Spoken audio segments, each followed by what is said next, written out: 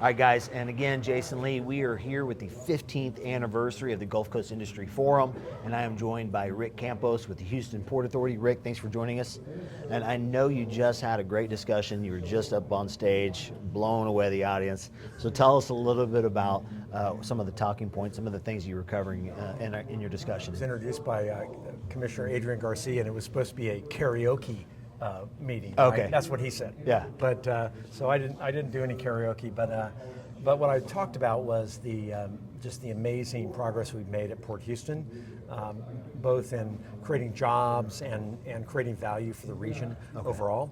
And I've talked about how 2024 has been a great year. Our container business is up 10%. Our overall tonnage is up 3%. The overall channel itself is doing well. We're up 2 or 3% for the overall channel. And then I really emphasized the importance of our Project 11. And Project 11 is the deepening and widening of the channel.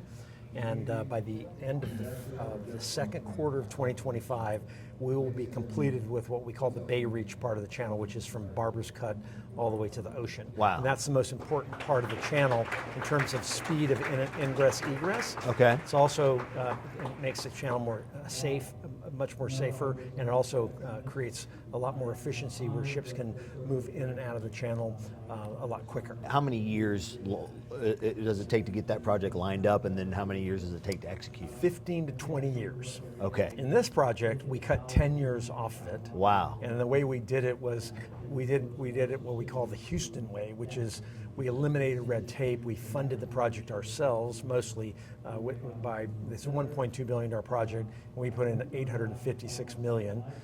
The federal government put in the rest. Okay. But we front loaded it, so all of the Bay Reach part was funded with all of our money, and then the federal part is going to be the upper parts of the channel. do you mean? The Port of Houston has done a great job of creating a business model that creates a lot of cash flow that we're able to then reinvest into infrastructure both in the channel and on the land side. It kind of serves as kind of a hybrid.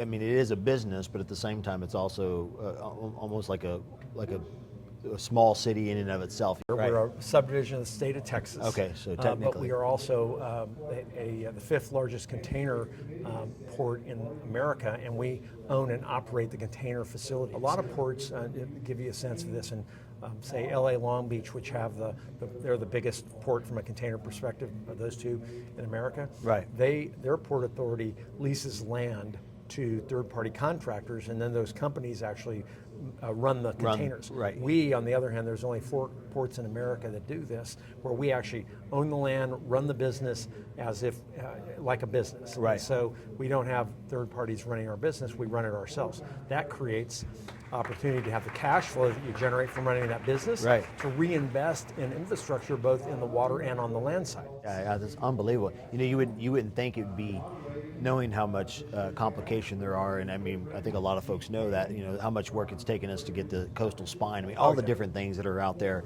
and when you mentioned red tape, so to have that kind of built in to where we can actually go and move the needle, really just tells you how fantastic this region's designed for growth, maybe perhaps compared to other places that have to go through all that. We run a government agency like a business.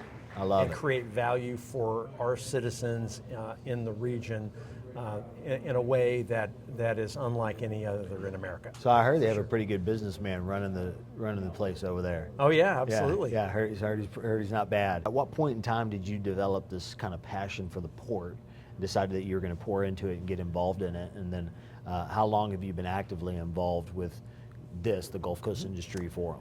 So I've been involved with the port for 6 years. Okay. And prior to that, I was sort of tangentially involved just by virtue of knowing that the port was one of the 3 economic engines that our region has. Right. It's the energy, obviously, both upstream and downstream, medical, with the medical center and the port. Right. And when you think about those 3 things, that's what drives our region. So I've been involved in it, helping the port over the years, but as a very active participant, just 6 years. And then I've been involved with the Economic Alliance Group for those 6 years. Okay. I knew about them before, but they didn't invite me to speak until I was part of the port. Till you were official. Till I was official, but I mean, talk about a great organization. I mean, here we have 800 people today, right, and lots of interaction between people, because when you think about conferences like this, what they're about and what they should be about, what this one is, it is about networking, creating value for the participants, making sure those folks that are here are getting really good information, and then they're also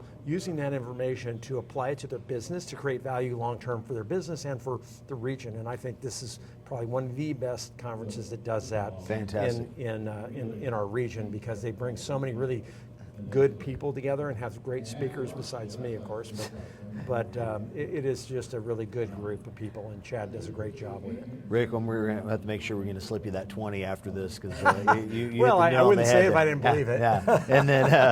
And then lastly, I know that this region provides a lot of great opportunities, and as you look out over the next 2 years, I mean, obviously you're probably keen as to what's happening, both from a government perspective involved with the port, but then also as a business owner and how do you operate your business.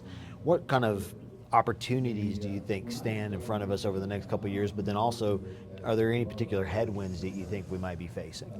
So I think the most interesting opportunity we have today in our region is energy transition. Okay. And the reason for that is because of just the government support that's coming for carbon capture, for all the different transitions. The challenge you have with this transition is that ultimately that transition costs money. As long as the government is helping fund that, then I think it's an incredible opportunity for us as a region to pivot from being a traditional, energy capital of the world, right, to being the energy transition capital of the world. I love that. And that to me is huge opportunity. Fantastic. On the headwind side, it always costs money. Right. And the challenge is that government money is hard to get. Right. And there's so many people that need it, so many mouths to feed, if you want to sort of think about it that way, that you get a little here and a little there, but not enough to move the needle. And so the headwinds that I think we're going to have in the energy transition is whether the government will fully support the transition, because it's really great to say, oh, we want to go green, but as Kermit the Frog has said many times, it's tough to be green and expensive. Yeah. Miss Piggy? Miss Piggy, that's the one. That's the pocketbook right there, because I've seen her jewelry. I know where it comes. I agree with that totally. Exactly. She got those Louis Vuitton shoes. There you go. All right. Well, hey, I really appreciate it, Okay, Rick. is that You've what been you great. need? Yeah, fantastic Great. talking to you.